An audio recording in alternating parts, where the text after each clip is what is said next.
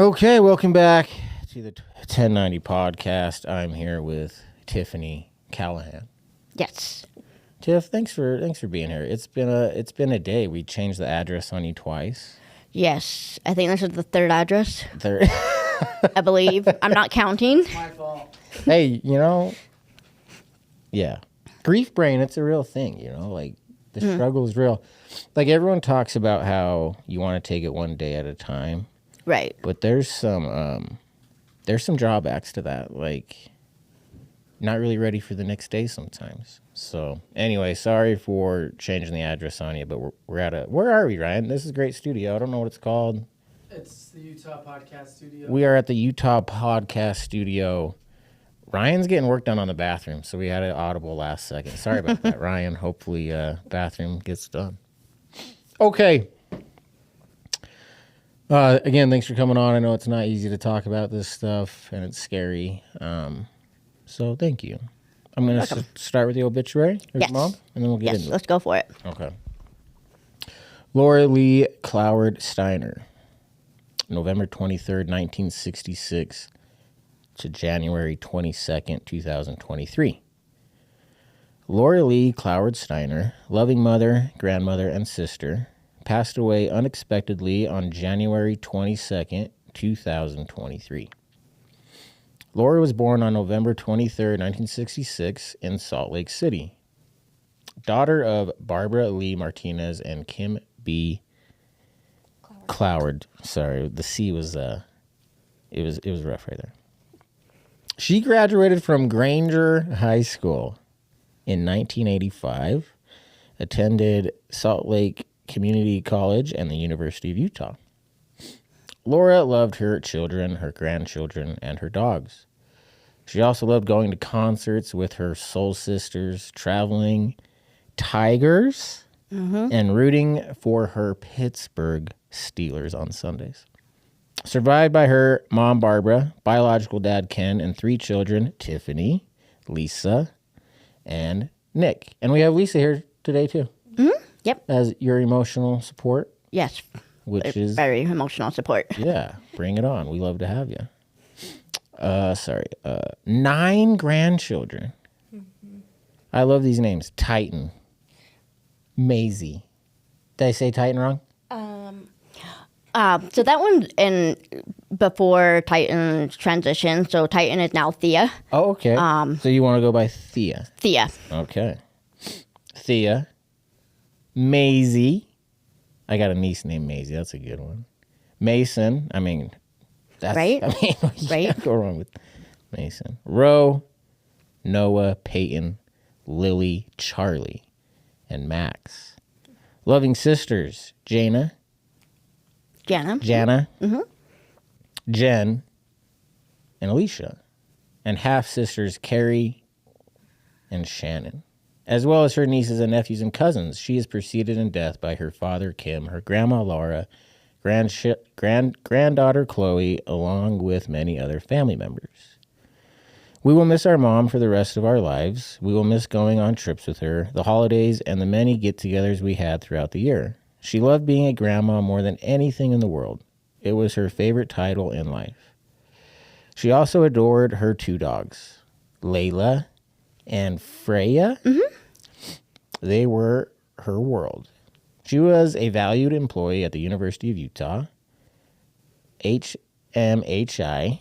What is that? It's a mental health. Okay. Wow. She was a billing director there. Great.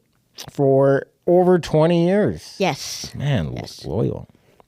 She loved her job and her coworkers. Laura also volunteered her time with CASA. CASA. What's this? CASA. Yeah, so she was basically like the voice for children that are in the court system. And so she takes notes, she meets with the children, and gets their needs and wants, and then presents it to the court. She's so awesome. Yes, she's a saint. Yeah, she's like Mother Teresa, but born in the 60s in Utah. Yes. Yeah. Okay. She always wanted to go above and beyond to help anyone who needed it. Her children asked for friends and family to please join us in celebration of Laura's life on June 24th, 2023. So pretty recent. Yes. Laura's favorite season was the summer, and we know it was her wish to celebrate her life in the warm months with everyone who loved her. Details will come as the date gets closer.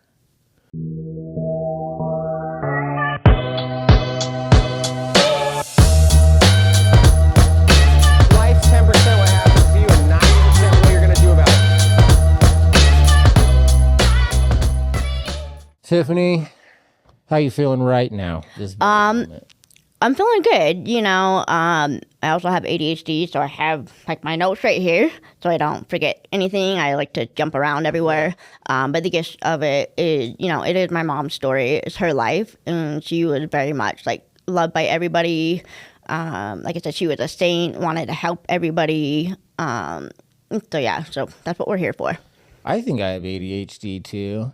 Oh, it's bad. Yeah, it's not good with grief. It's not a good No, combo. It's not. Because you can't focus on anything. No. Like nothing now. Not a good combo. So yeah, notes, bring them on. Like bust them out if you just want to read it. We're here for you. We just want to hear your story and your grief journey with your mom. So yeah. So with all of that, where do you want to start with the story today? So let's go ahead and start with like leading up to her death, and then to the day of, and then we can talk about the rest of her life, I guess. So long story short, I take care of my grandmother, which is her mom.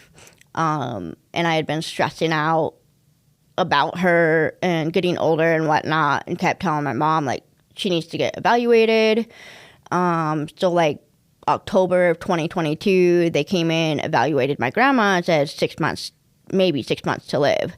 And then she got diagnosed on her 80th birthday with cancer, stage 4 lung cancer. And then my mom also had surgery on January 5th, and just a cosmetic surgery. And she always struggled with her weight, and so that was something that she wanted to do. And then the following weeks, it was her passing after that. So while we were thinking it was going to be my grandma that was passing, and we were going to get ready for that and prepare for that, it was instead our mom that unexpectedly just went. It was just a crazy story. I mean, I worked nights. I came home. I found my dog dead in the backyard. Called my sister, sent my mom a text message. She didn't answer. I'm like, okay, it was 1:30 in the morning, whatever. And then the next morning, I called her, like, let's go take my dog. I don't want my dog sitting outside for all weekend. Yeah, you're a good dog owner. Yeah. So she worked at a vet tech at the time, and so we were able to bring my dog there and take care of her there. And we were driving back, and we're like, it's really, really weird that we have not heard from Mom. Like, it is so weird. It's not like her. So we were just driving over to her house, and I looked at my sister, and I was like, I bet you we're going to find her on the couch fucking dead. And, You said that? I did say that. Why do you think you said that? You had a I just had a bad feeling, and, we got there, and my sister was like, well, let me go in. I'm like, no, like, I don't want you to go in by yourself. So we went in, and exactly that is what we found, is her on the couch with her 2 dogs surrounding her. So I remember the time I called 911, 1:09 p.m., so it was like almost 24 hours after my dog had passed. So just from there, we went and called 911, called family members. It was very much a whirlwind. I'm the oldest child, so a lot of it fell on me. So that's what happened the day of. You said she had a cosmetic surgery? Yeah, so she had a tummy tuck. Right, very common thing. Very common. In Utah, like, we're all getting these right. tucks. And she has struggled with her weight all of her life. Yeah. She tried Weight Watcher, Jenny Craig, all the stuff that was around. The insurance went through, and they're like, oh, we'll pay for it. And so my mom was like, hey, like, I'm going to do this surgery. And, but we were dealing with my grandma's stuff, so she was kind of like, do I want to do it? or do I not want to do it? And my grandma and I kind of just said, like, hey, if it's free, go ahead and do it if it makes you feel better. I drove her there that morning. I remember being mad because I had to get up early. Don't like getting up early at all. And so we're about a block away from the building, and she's like, hey, I never asked, like, how do you feel about me getting the surgery? And, like, I'm very blunt, and I just straight up told her, like, people die to be skinny. You know, grandma's got stage 4 cancer now, so, you know, she's going to get skinny and lose weight, and you're doing this. I mean, I don't like it at all. I just had a bad feeling about it from, like, day one. I think we all kind of did, but it was her life and her choice to do the surgery. No. How does it feel, like, knowing that you had that feeling and then obviously what happened? Does that bring anger or? I do have a lot of anger. A lot of anger most of the time is because, I mean, my mom's stubborn. Like, we have Southern... Every mom's stubborn. Yeah. I mean, our family's from the South. My grandma and grandmother, and they're stubborn. Like, what part of the South? Arkansas. Oh, we've been to Arkansas. Yeah. My grandma was born in Mark Tree, Arkansas. Okay. Cool. And then they moved out here in, like, the 50s. So not only stubborn, but stubborn from the South. Yes, okay. Yes. They're no changing their mind whatsoever. It didn't matter if we had, you know, told her our feelings or whatnot. I mean, my mom never did anything without the research. So we know that she did the research, and, you know, I'm sure she knew the risks. And it's a very, like, I remember going online, and it's a very common surgery, like you said.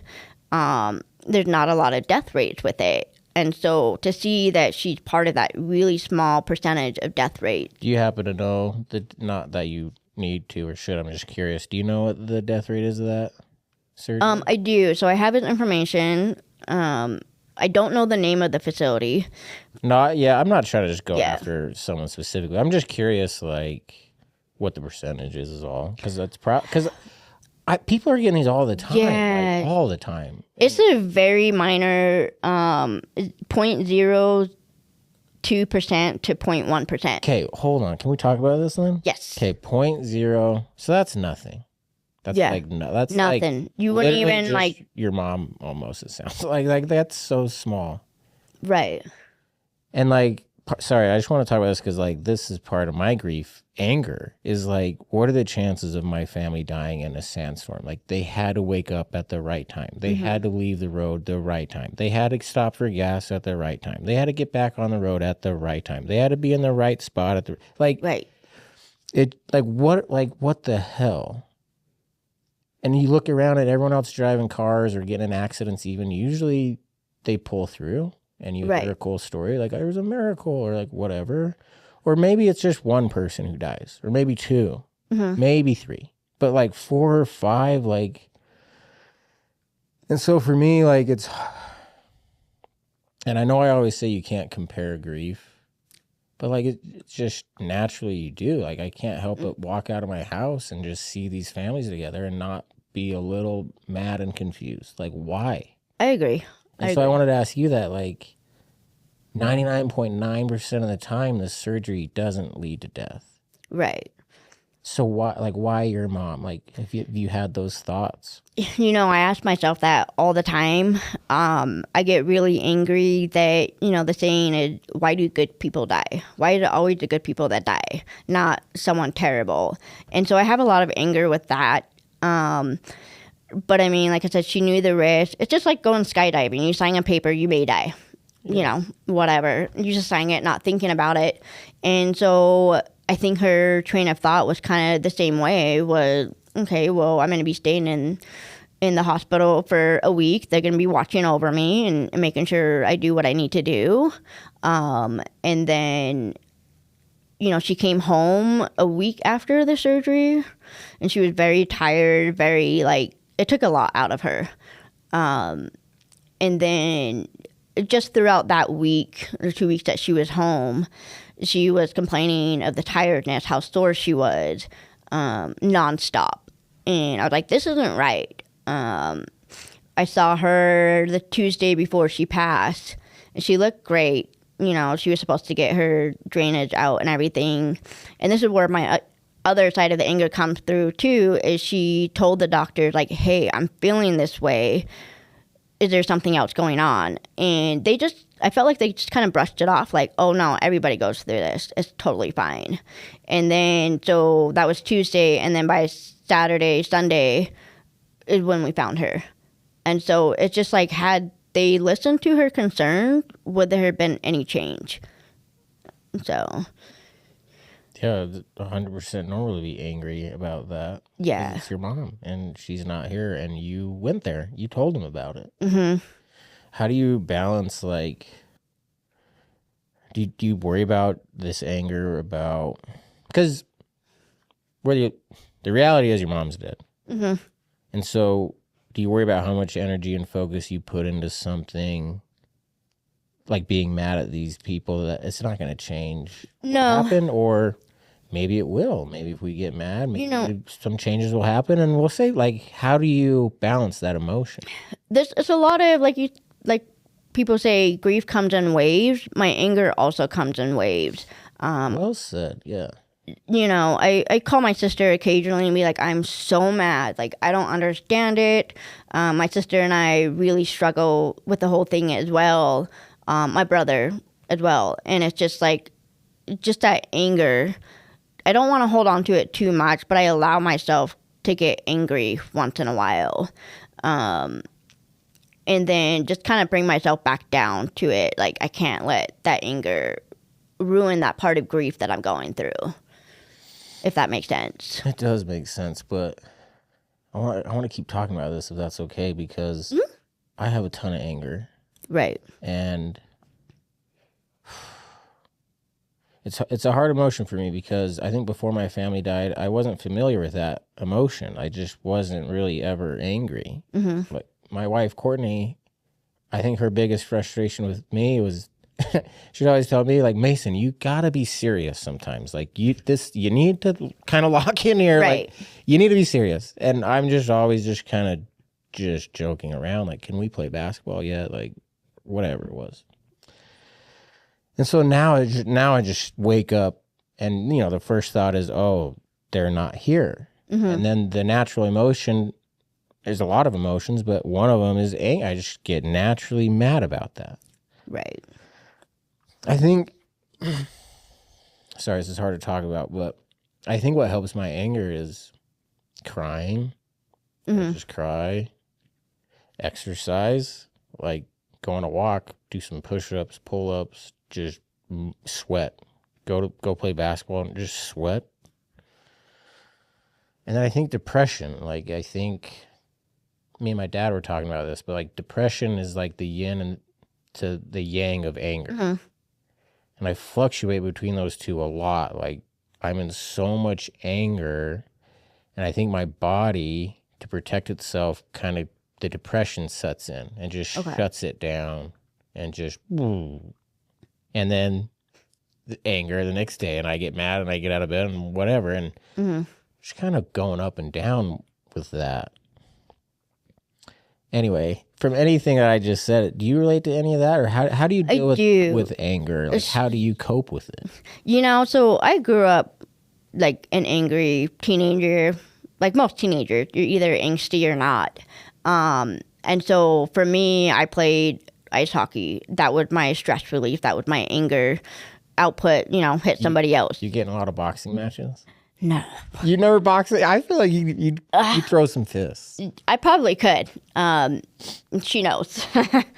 But so I played hockey, and that was like kind of my outlet. And so like when my mom passed, I think I took 2 weeks off of playing, but even coming back, I was just like, I was not there. Like, I was in a completely other world.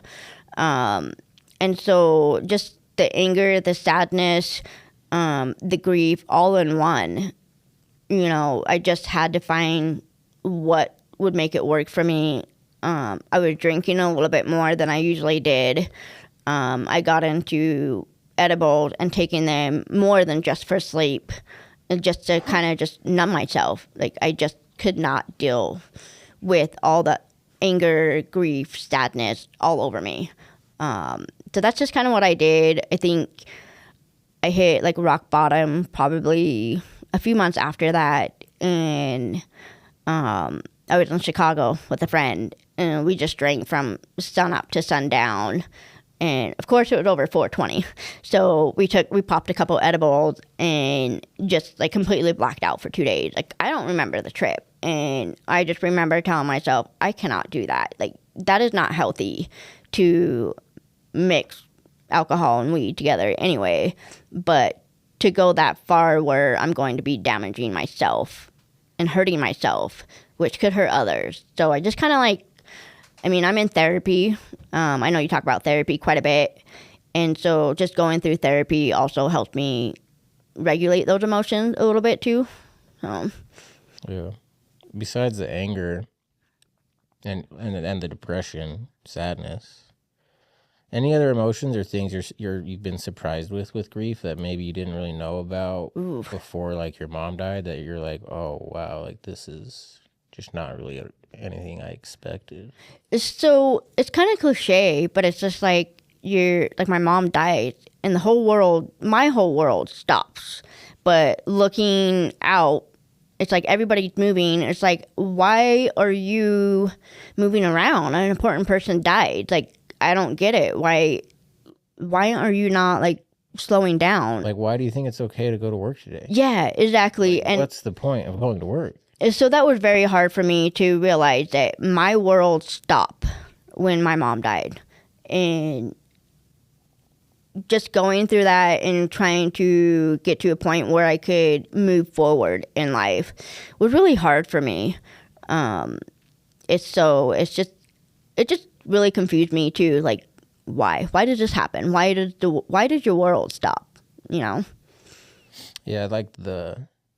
I've heard it compared to someone gets pulled over, and so like you see the cop lights, and so everyone for a little bit they slow down and they take precaution, right? Like, oh, the cop, and then the minute they know it's not for them, or they drive past a little bit, they're back to the speed limit or speeding or whatever it is. But however, that person that got pulled over is just like obviously going through it. I think that's so true. Like, they'll slow down with you for a little bit. Like, there'll be a funeral and they'll bring you food.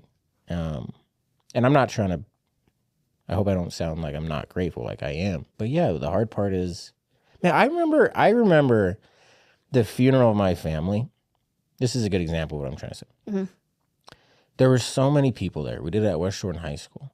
Like, and I just remember feeling like if the whole city or everyone here, it felt like if everyone can sit in this with me every day like this and just listen to me tell stories of them, and we sing songs and we show pictures of them, I think I can do it.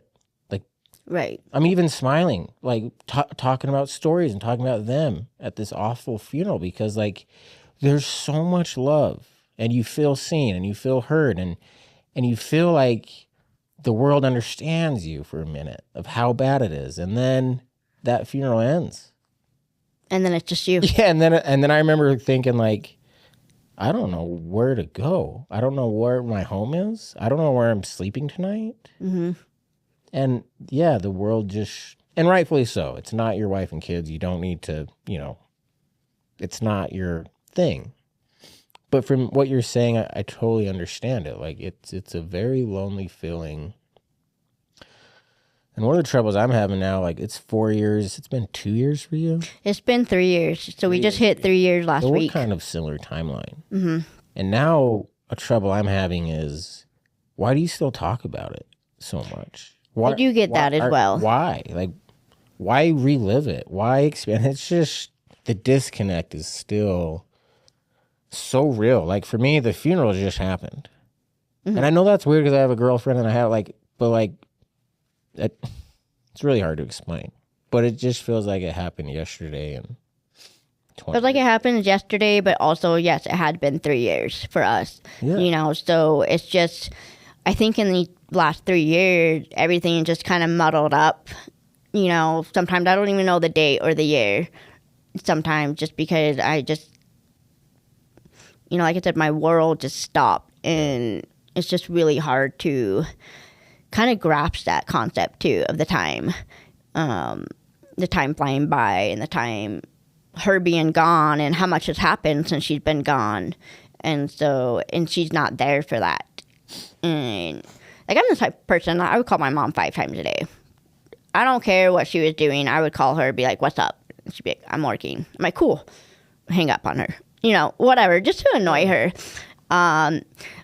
One of my stories I shared with her University of Utah coworkers. So the inside joke in my family is I have the worst timing in the world. As you read, my mom graduated June 7th, 1985. Yeah. So she was a teen mom, and her whole goal in her senior year of high school was to walk her graduation.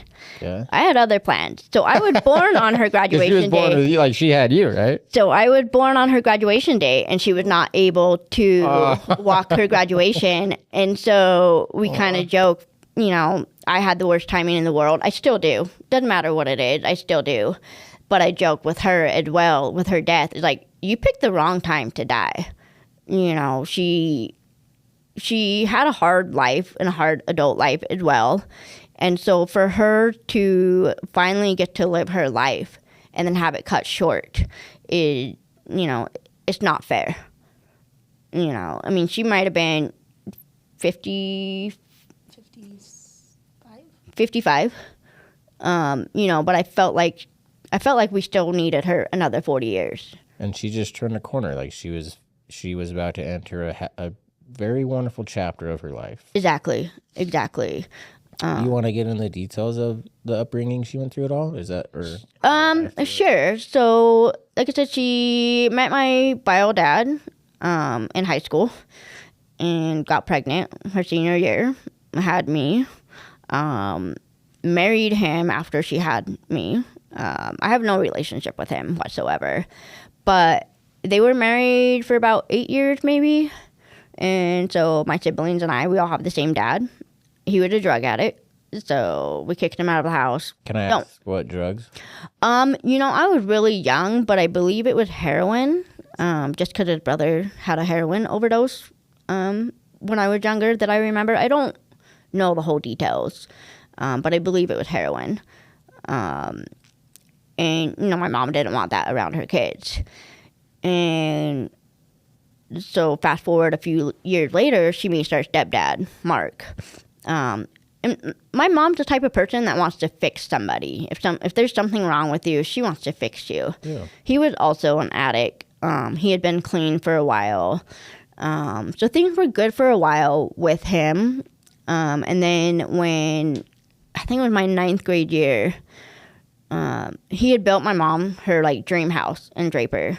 It was her dream house. It's everything she wanted. She had a great family. She had, the kids, the dog. She had a horse. She had 2 horses that she always wanted. And he kind of took that away from her. He got into meth and was making meth at the house in his little cabin area, shed area that he had locked so that we couldn't get in. So she had How responsible of him, thank God. Right. Really looking out for you guys. Exactly. Wow. And I remember my mom confronting him about it, and he just flew into a rage and then disappeared for a few days. And my mom, we also joked, she should have been a detective because she would pin him down to whatever house he was at and go there, and the cops would be like, no, please don't go. But she would go there to rip him a new one, pretty much. So he ended up going to prison for 4 years for drugs and making drugs and all that kind of stuff. And then during that time I was in high school, she still talked to him. They were separated, but they were trying to deal with their things. And he got out in 2005, late 2005, I think. And they got back together. And I was angry for that because I thought she deserved better. And so I had a lot of anger in my high school years because of that, and college years. And, he was sober for 14 years, so flash forward 14 years, and he relapsed. And it just, I think, kind of tore us all apart again, because it's like, not again. But this time he went into kind of like a psycho rage. Like, he was like, he has that personality where he's very narcissistic, where he can just flip a switch. Like, oh, I'm sorry, Mr. Officer, that was just a mistake. But turn around, shut the door. It's a completely different story. So a lot of like verbal and emotional abuse that we grew up with for 20-something years, and my mom having to deal with that as well. And she did the best to, I think, shield us from that a lot. But at the time, I didn't understand why she was doing what she was doing. Looking back at it now, she was just surviving. Like, she was doing everything she could to keep her head above the water.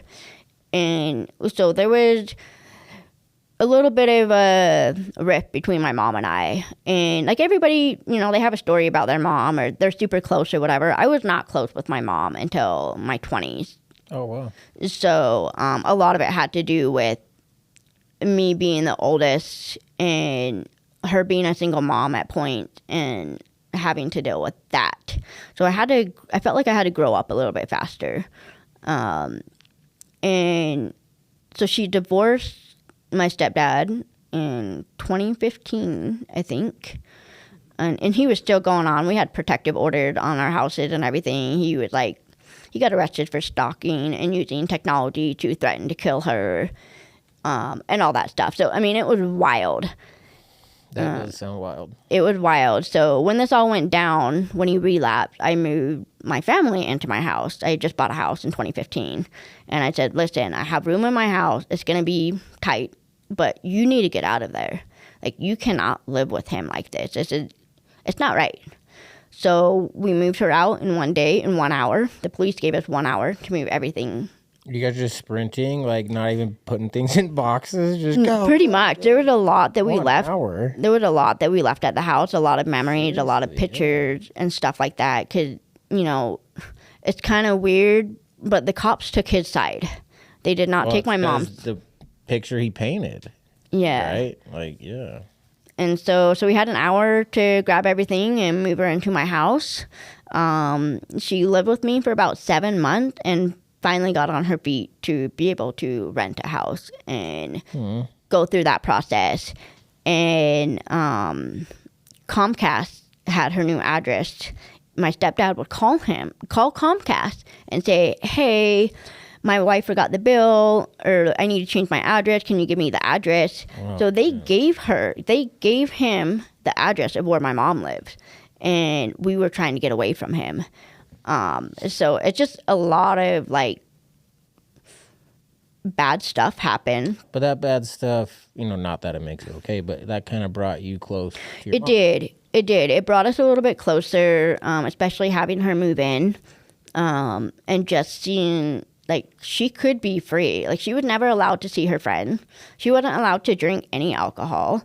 She just couldn't even talk to her friend on the phone. These friends that she grew up with. And so when the divorce went through and he went back to jail again, she started to live her life. She was able to hang out with her friends again. And her friends also were kind of going through the same timeline of getting a divorce. So they all just had like, hey, let's just be soul sisters. Let's go travel. Let's go to the concerts. And so that's what she did. So to see her live her life after being a teen mom was really cool. And being a grandma, like she was the best grandma. I didn't give her any kids. Like, I have my fur babies. Like, I don't want kids. Like, I watch my mom struggle. But my siblings have 4 and 5 kids, and she 9 was grandkids. Yeah, she was meant to be a grandma, and I think that kind of healed a little bit of the inner child in me, a little bit, to see her treat these children the way a mom should have loved her kids. Yeah. And not to say she didn't love us, she was just trying to survive. She was, not in a good headspace. And we have talked about that prior to her passing. Is my siblings and I, we all have different perspectives of what happened. My perspective is very much like, I was the oldest. I was very aware of everything. My sister kind of was just like, I don't know. kind of just didn't let it bother her, really. I mean, she left home before I did, and my brother was really young, so he actually still had a relationship with our stepdad. I do not. And that was a struggle with the family relation after my mom died as well. We didn't want him at the funeral, the celebration of life. We did not want him there, and my brother did. So there was a big struggle with that. I don't know if you had that problem in your family with relationships changing for the worse. And so that kind of, sorry, I'm rambling on everything. Whoa. I don't think you're rambling at all. I think I'm hanging on every word. I thought that was great. I think it's been hard on my family dynamic too. Just like you said, like everyone just has a different perspective and opinion of it, which is fine. Like, everyone grieves differently, like everyone says. And so, yeah, but the topic that you're disagreeing is it's the most important thing. It's your loved ones who have died. And so it's just so fragile. And I do think if you have a difficult family dynamic before the traumatic event, it's just going to make things a lot harder and worse, I think, usually. If there's a strong family unit and then they go through something traumatic, I think who you were before matters. I think they'd have a better chance of getting through it together. Now who's rambling? Like, what the hell am I even saying? Right.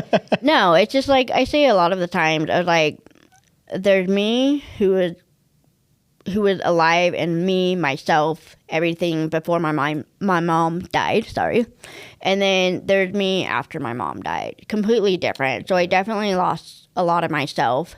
But I've been doing a lot of reflection on, what my mom went through. And I wish she was here so I could be like, I'm so sorry that, I was a terrible teenager to you. Aww. I think that's so true because I'm experiencing this with Blue and just getting older. Like the older you get, you start to appreciate your parents more because you start to they're just trying to pay the mortgage and she right. You understand it better and how much energy it takes and sacrifice that your parents gave you. And she's like, holy cow, like, how did they do that? And so, yeah, you kind of have, like, as an adult, this different perspective of your parents. At least we do. Some parents, some people don't have good parents at all. But, yeah, I think all that stuff I relate to very, very much. One thing I wanted to ask you was, are we good to move on or... Yeah, no, you're good. Well, this just popped in my brain a while ago, but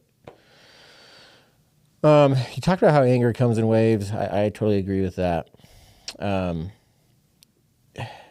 When you're like in the thick of grief, like it hits you, like the wave is here, and you're in those dark moments, and you feel really alone. What helps pull you out of that? My sister and I have a great relationship. Again, we were not close growing up, but as adults, we all kind of got closer.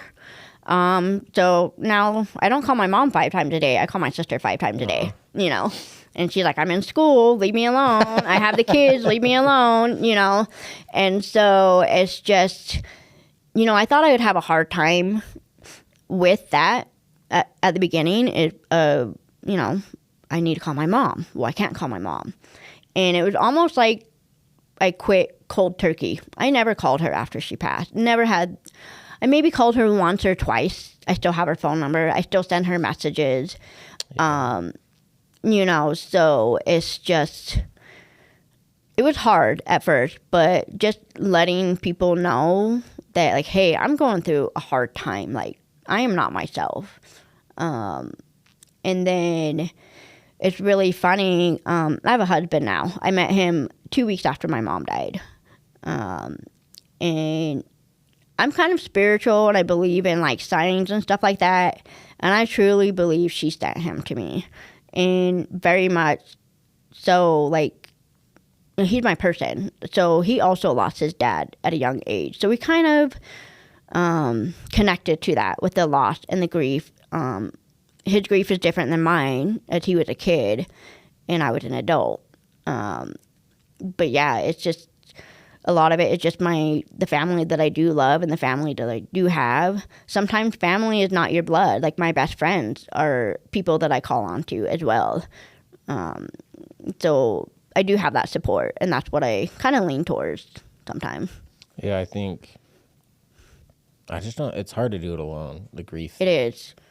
I think it's so cool that you set boundaries and let people know. Like that's so hard for me to do. It It's so is. hard for people to do for some reason. Like asking for help or just being honest. Like, hey, like this is where I'm at right now. Exactly. And, therapy helped me get through that. Another unique story, my mom, is always trying to get me into therapy. I said no every time. Like, no, I do not need to go to therapy. Why? How did you view therapy at that time? I was just like, I don't want to talk to a stranger. Like, I'm fine. Like, there's nothing wrong with me, is what I went through. But I have a lot of anxiety, and I never dealt with that. And a lot of that is from my childhood with, walking on ice, with my stepdad around. So I would, like, bitching to my mom one day, and I'm like, I'm struggling with this doctor. I need to get a new one. Like, can you help me? So she helped me get someone new for my medications. And then she's like, do you want a therapist? I'm like, fuck, sure. Why not? I don't care. Like, I need to get help for my anxiety. And that was about 5 months before her passing. So I don't know if she would, like, maybe she knew, did she know? That makes it, like, you have to think about that. Like, did the universe know this was coming, and so I was able to get into therapy? Right. Thing. And it was something I was very against from a young age, my teenage years. Like, hockey was my therapy. That's what I wanted. Didn't want to talk to strangers, So I do have to say the therapist that I work with, she also knew my mom through her work. And so I have that connection with her. And she also, we talk about grief a lot. I don't have depression, but I did talk to her about, like, how much of it is grief that you're going through and how much of it is depression. Wow. And they're not, like, they coexist, but I don't have that diagnosis for depression. So I guess doctors are kind of, like, meeting together and trying to figure out, like, it is different. Like, you can have long-term grief.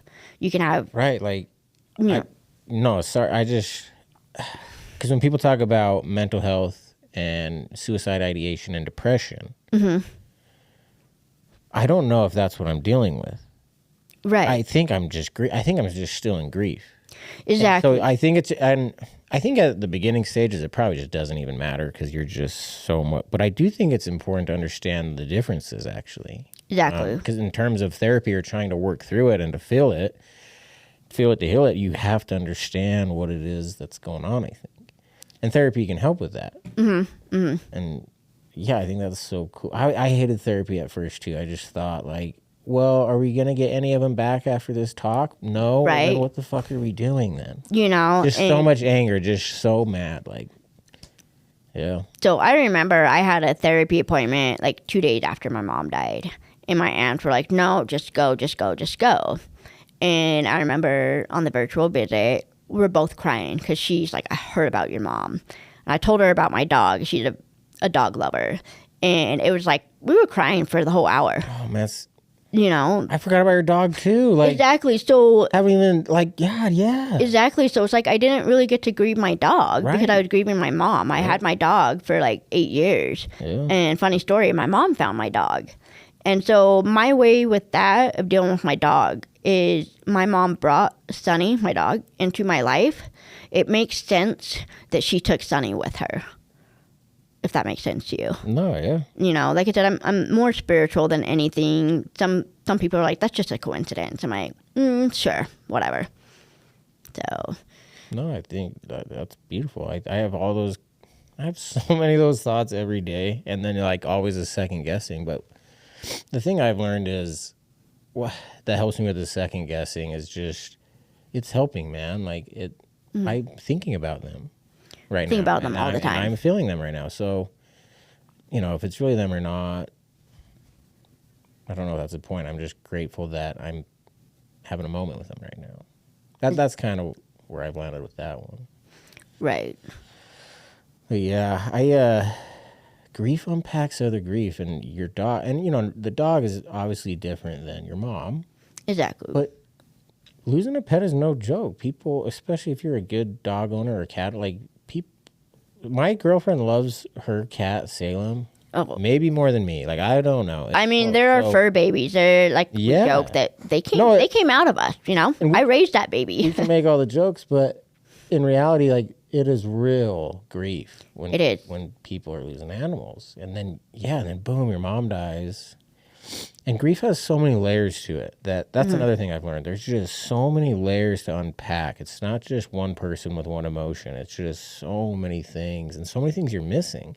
Like with your mom, you're sad that your mom just doesn't get to live like we talked about. Like went through this very difficult childhood, finally gets to a healthy spot, and then she dies. Exactly. It's but then you're mad that you don't get to see her. You don't get to call her 5 times anymore. No. So that's a whole different layer and thing. Right. And she doesn't get to see me, you know. She always wanted to see me happy and be with somebody. I was content being alone. I just wanted to do the solo traveling thing. Like, that was my thing. Get the van and just hit the road. Hit the road. I mean, traveled all over. And so she loved to travel too, as well. I think I took that adventure spirit with me.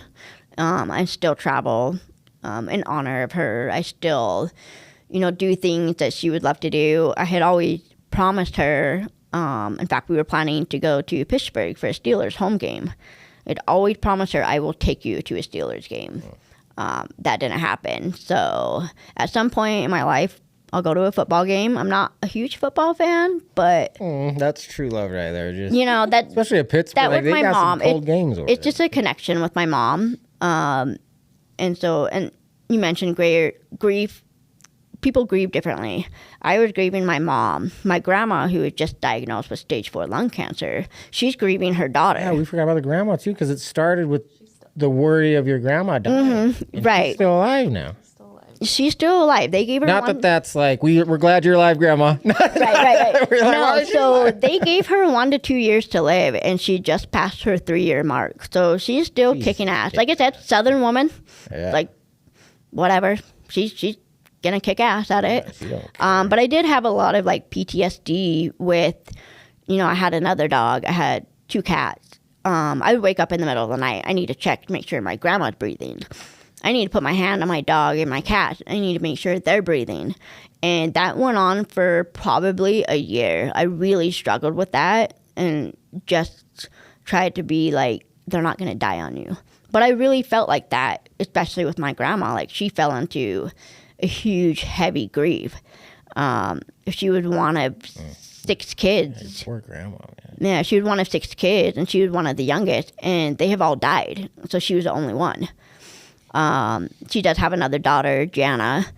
And so Jana and I had to figure out how to navigate her cancer treatments. Like, how are we going to do this? That was my mom's job. My mom figured everything out within like 2 seconds. And that's something my aunt and I had to communicate on. Like, how do we do this? Who's going to help us? I mean, you're not there for an hour or 2 at the cancer center. You're there for like 4 or 5 hours some days. So it was very tough. Probably first 6 months after her death is having to navigate everything, and everything on my plate pretty much. So I want to talk about you being the oldest of the family for a little bit, because this is a common thing. And not necessarily being the oldest, but sometimes a child feels responsible for taking care of the whole family, or not even a child, but someone in the family feels responsible for kind of putting the whole family on their back and carrying them. That they don't really agree, like they're not, you know, really feeling it themselves. It's kind of on the back burner. They're just carrying the load right now. Have you had experience with that, like trying to do so much for other people, and then later the grief kind of catches up with you at all? Sometimes. I mean, with my grandma, at first it was just her and I for a long time. And then my aunt, she had a family of her own, so she was always busy with work, her kids. So to have to work with someone else and their schedule, that was what my mind was on. I was like, okay, I have this day off, I'll take her. Okay, I'll take her up there, and then you bring her back home. And so I wasn't really stopping to, like, really realize the magnitude of everything that just happened in like a 2-month span. And so that was, I'm sorry, what was your question again? I ramble. I'm sorry. No, I thought you were. Oh, I was asking about just being the oldest and like taking care of so many people and maybe not really taking care of yourself because of that. Yes, exactly. And like I said, I never went to therapy. I never took care of my anxiety for a long time. Sorry, God, I just, we're jumping ship. I have another question. How do you deal with the anxiety? That's a tough one for me. What tips, anything? What helps? What do you do there? I don't know what it was. There was just like a moment in my life that I would just like, I need help. I need to get on anxiety medications. Like, it was so bad. I couldn't leave the house some days. I couldn't even travel. Like, I would call my sister. I'd be like, I need to come home. Like, I just could not get out of my bubble. So I don't know what it was. It was just, I think, a moment that just hit me where like, I can do this. Like, I can do this and nothing's going to happen. Like, okay, I'm terrified of planes. Like, I travel. Well, if I want to go to Europe, how am I supposed to get there? I got to get on a plane. You got to face that fear. I got to face that fear. Pittsburgh and watch a football game. Exactly. I got to face that fear. Yeah. So it's just a lot of it is just facing it head on and just kind of, obviously I take the medication. You're so weak. I know. I take the medications. Boo! Exactly. So much guilt, shame. And so I had kind of learned about edibles and how they can help you with your anxiety, how they can help you sleep. And they make food taste better. And right. Sex better. And everything's just better. I mean, I remember my friend giving me a gummy after my mom passed, and she goes, like, this is going to help you. Like, I was crying every night. Like, I can't sleep. I'm crying. I call her at 11 o'clock. Like, how much was that you gave me? Like, I'm stuck here. I cannot move. Like, what the fuck did you give me? How much was it, I can't like remember. I can't remember, but she was like, you were only supposed to take like half of that. Oh, yeah. That was, I feel like everyone has a story like that. Exactly. Like, you just, yeah. Exactly. You gotta learn. Yeah. And so that's just kind of like how I dealt with the anxiety at first, was just trying to numb it down. Yeah, me but too. also trying to, I was going to therapy every week. My siblings were dealing with their own grief. My sister and brother both had younger kids, and they were just babies when my mom passed. And so she didn't get to be the great grandma to them. So that's what my siblings were dealing with. And so it was hard to relate to them with that because I don't have kids. And so they had their own anxieties as well. So yeah, it's a whole web. Yeah, then like it's like biological too. Like if someone in your family's dealing with it, probably a couple other people in your family are too. It's just genetics of the family. I have many more questions for you. Okay.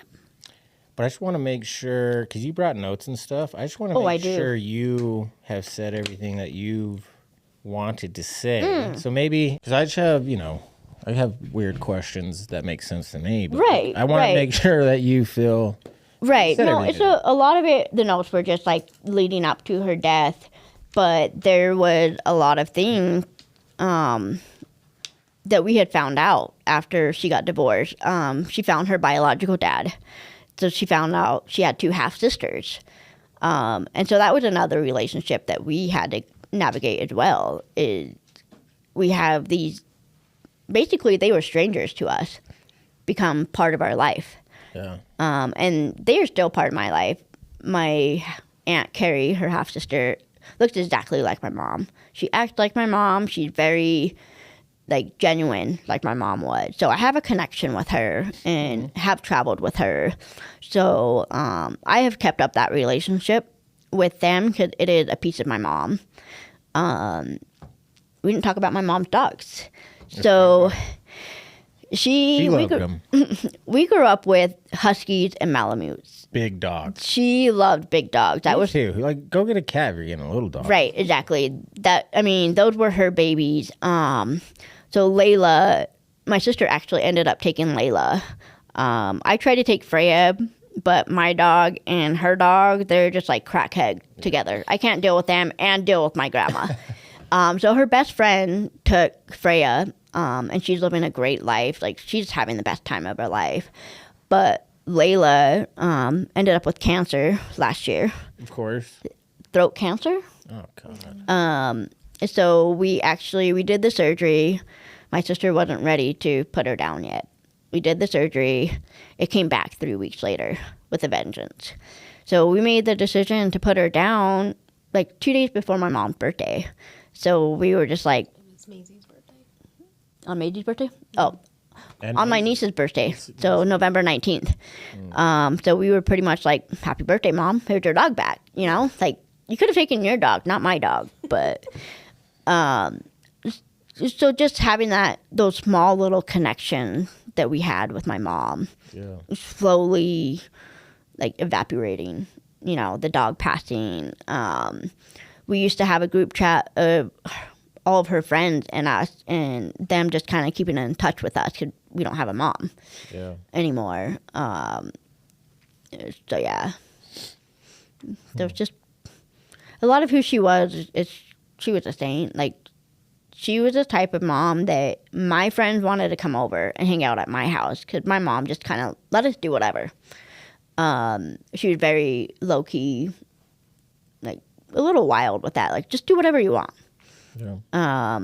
You know, if you're going to go drink, just call me so you don't drive home. She was that type of mom. And so, I don't know where my mind... No, you're just talking about your mom. It just like went in through her whole life. You know, like I said, she wanted to help people. In high school, she took in kids that were in the proctor system, which means they come to our house, and then when they're ready, when their family's ready, they can be released to go back home. So they're in the system, and so my mom was taking care of them and helping them get their foot out the door and helping them be successful. And a lot of my anger was towards them as well, because I'm like, we have 3 kids at home. Like, why are you bringing other kids in the house? Again, that's another perspective thing of looking back on it, is she was doing it to help people. Some of those kids reached out to my mom, like, on Facebook and was like, hey, you made a big impact on my life. You know, and then she gradually went into volunteering for CASA, which my sister, she did volunteer for CASA as well, just to kind of keep those connections on with my mom. To, like, honor her, keep her memory going. A little bit, yeah. So cool. Yeah. So, yeah, and then just having a piece of her. We used to joke, like, are we obsessed with our mom? Like, are we obsessed with her death? We're wearing her clothes. I'm wearing her coat.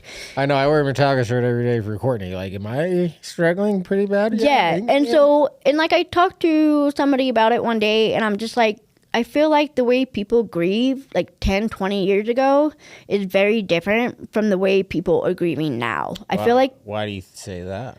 I feel like that it's much more, like, in tune with your emotions. And yeah, back then it was more just bury it down, you think? Yeah, just like, okay, well, so-and-so died, put him in the cemetery, whatever, We you all move have on. problems. You move on. Yeah.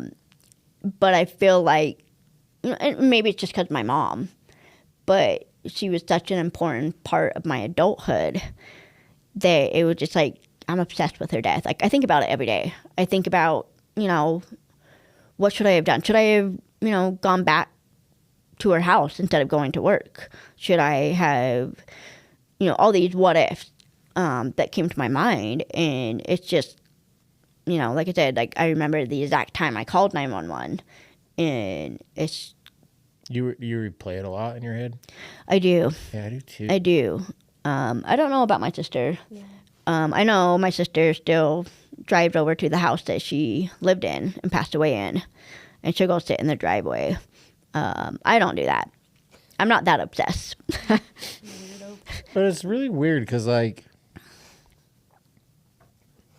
I think that's why a big part of grief is a balancing act. Like, we have to honor this sadness and their memory and keep them going, or else I can't like I can't enjoy a moment unless I honor the pain of it.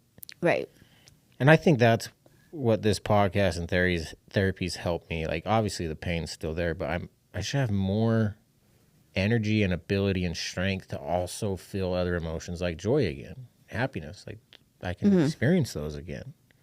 And there was a moment where I never thought I would. Like, I legit thought, like, I haven't felt anything like joy or happiness in a long time. Same. I would right there with you. Yeah. I mean, And so when people ask you, does it get better? no. Right, because No. it doesn't. Like, the pain it's probably even worse now. I think the first year is the easiest year because you're just in fucking, or at least I was, you're just in shock. Right. I thought the second year was the worst. I think, like, yeah, the second, third year, you're like, oh, like, they're really gone. Like, this is the rest of my life. What am I going to, like, yeah. Yeah. So, sorry, I forgot what I was saying now, but, yeah, what were we talking about? I don't know. Like I said, my mind just like goes off. Being obsessed with a death and Yeah, and so, like, I don't know. So I try to do the balancing act and honor it and then try to have a good day, but right, because you also have a son still. yeah. Do you do any, like, rituals you do to try to honor your mom? Maybe that you don't even realize that you're doing, but just something that you do to think of her, or maybe an animal or something that reminds you of her. So my mom was against tattoos for a long time. Shit. I have a lot of tattoos. She was not happy with my tattoos. And one year, I think it was actually maybe a year before she passed. 2022. She's like, what do you want for your birthday? I'm like, why don't you get a tattoo with me? Like, 100% come get a tattoo with me. And so she was like, okay. So she got a tiger tattoo. She loves tigers. I had to talk her out of getting a big thigh one. I'm like, no, you don't need to have your first tattoo be on your thigh. So I actually have, so she got a tiger on her ankle and have a video of her going through it and everything. And like, I was really proud of her because she was so against it for so long. And then she was just totally down for a tattoo.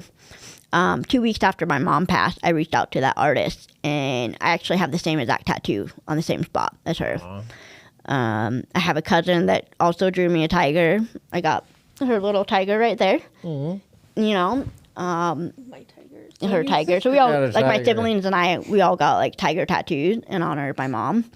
And so it's not my spirit animal, like whatever, but tigers are cool. No, and then, getting a tattoo like that is very, what's the right word, therapeutic, I guess? It is. At least it was for me, or it is for me. Yeah, I saw your back tattoo. Yeah, we got some work to do on that guy, but it's coming along. But tattooing, I don't ever think of that one. I always forget about that, but that's so true. Like, that is a good one. Plus, you just see it all the time. So you can't help but think of her when you see the tiger tattoo. Right. And it gives me a chance to like be like, oh yeah, my mom loved tigers. That's who she was. And, of course she had all these other aspects. Like, I'm not going to put a Steelers logo on my body, Like, that's just not whatever. Steelers logo on your cheek. Right, exactly. That was not going to Steel happen. curtain on your back. You get the steel curtain on your back. Right. No, I'm just joking. It'd be awful. My girlfriend Sammy saves me. You remind me of this when you told your mom not to get the tiger tattoo. Mm-hmm. But she saved me from getting many terrible tattoo ideas because you just can't help but have some sometimes. Mm-hmm. So I run it by her and she's like, no, absolutely Like, not. bounce it off them. Yeah, like, don't. I'm like, okay. This has popped in my head a couple times and I just haven't said it because I didn't want to Go for it. disrupt the convo. Not that me and you just, are just Like I said, I ramble a lot. I ramble a lot.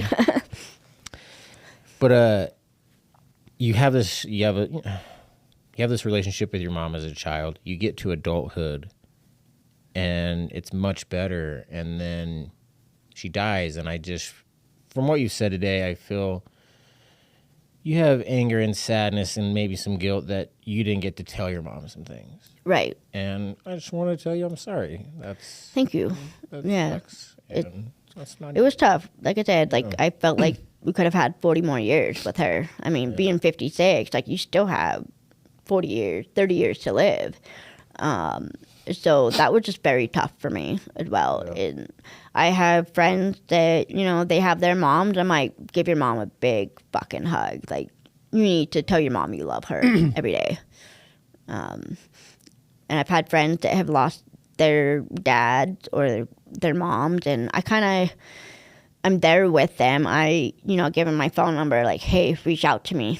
I have a young coworker that reaches out to me every so often at 2, 3 o'clock in the morning, like I'm struggling. And so just to be able to kind of also help people, not guide them through. I'm not a therapist. I'm not a professional, but just let them know, like, it's okay to feel the way you're feeling.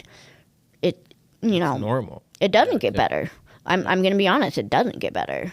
Yeah. So, yeah. It doesn't get better, but you get stronger, you get used to it, and yeah, you carry it around a little bit better. But yeah, I just wanted to tell you that because that's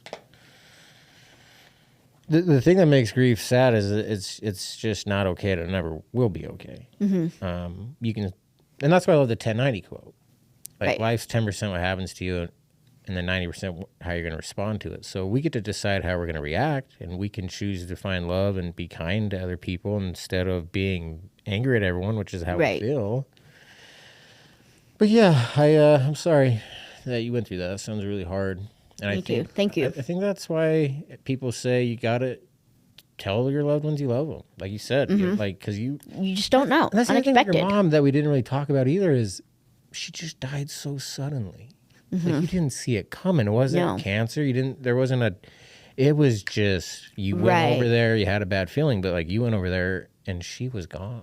Right. And I have a lot of anger with that too. It's like, would it be worse or better if we had like a cancer diagnosis? We have time to prepare. You have time to be like, hey, like, okay, this is what we're going to do when you die. But we didn't have that. You got to watch them suffer. But then you get to say goodbye and... Right. And so it's like, which one is worse? Watching your loved one suffer or not getting that closure? I don't know how it is, for you and your family. I can imagine it's probably... For me, I just wish I was in the car. Like, I just wish I was with them. Like, you can take all of us still, but I'm having a hard time forgiving myself for that one. Like, because I'm always in there. I go on every trip, man, and just for some reason didn't do that one. You don't feel guilt, do you, by your mom? Not so much anymore. It's really stupid, but I talk to my mom every day. Like I know. That's stupid. I'm fucking dumb as shit. Right. I have her passport photo on my in my car on that little flap thing, whatever it's called, sun visor.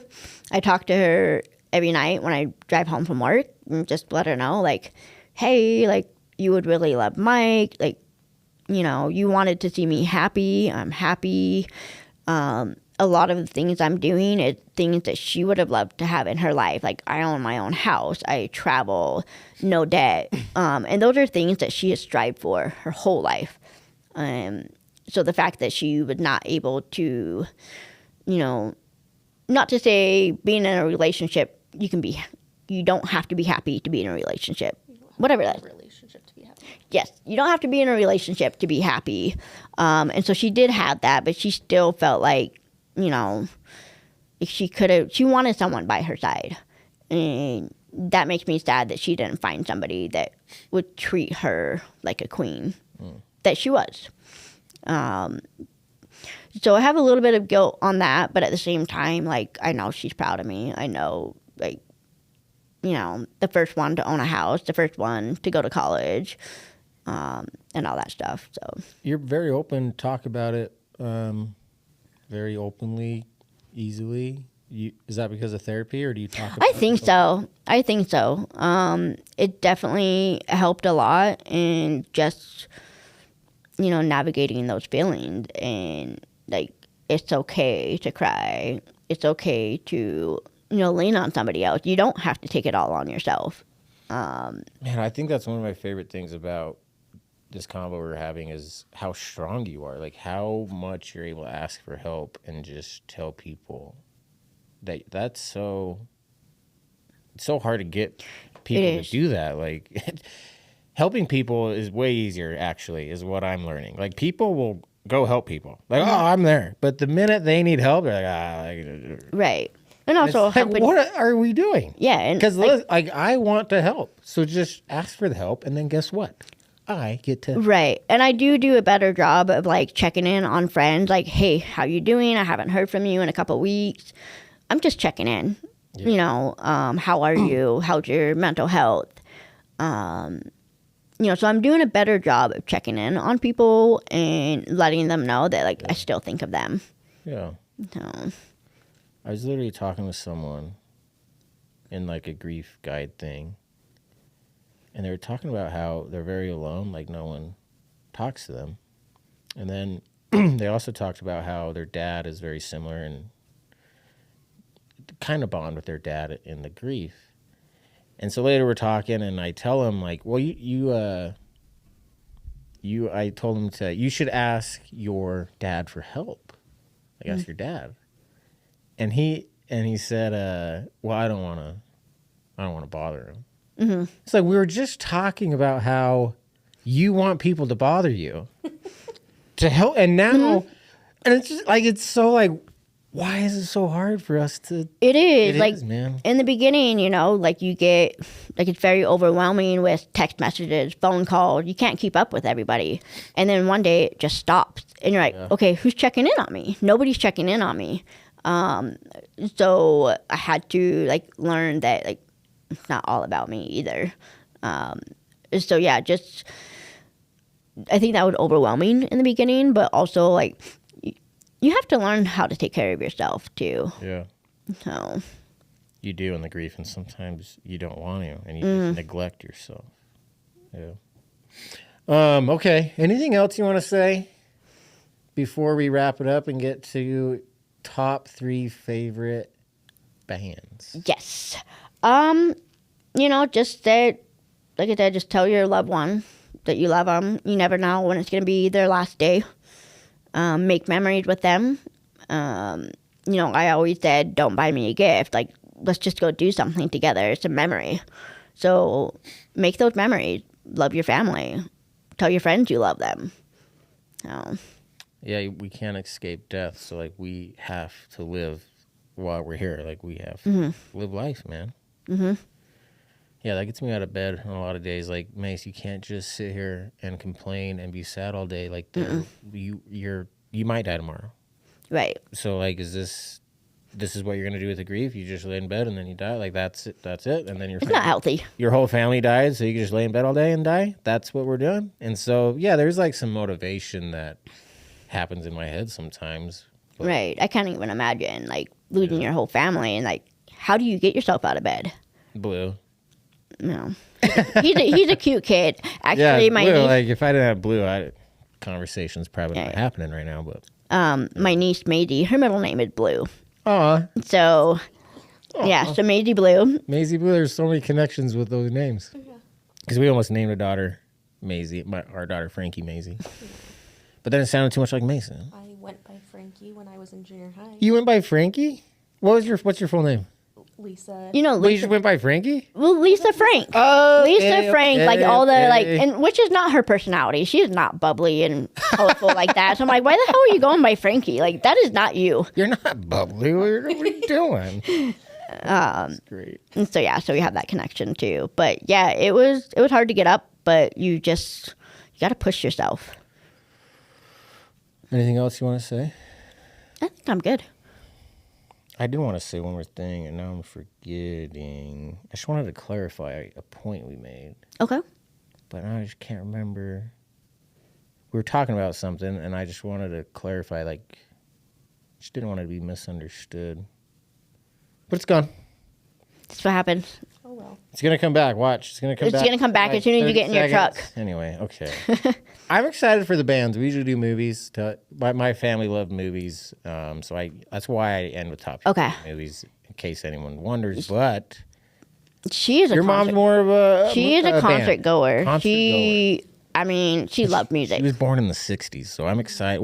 Let's do your mom's favorite bands first, and then you can tell me yours. Okay, cool. So what do you think?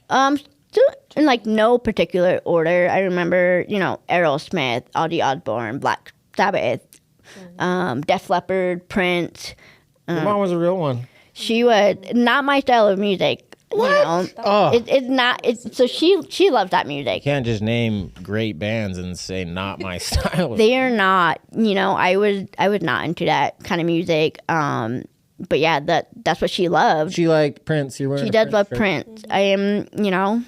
She loved Prince. I didn't like him at first, but we every time his songs come on, I turn it up now.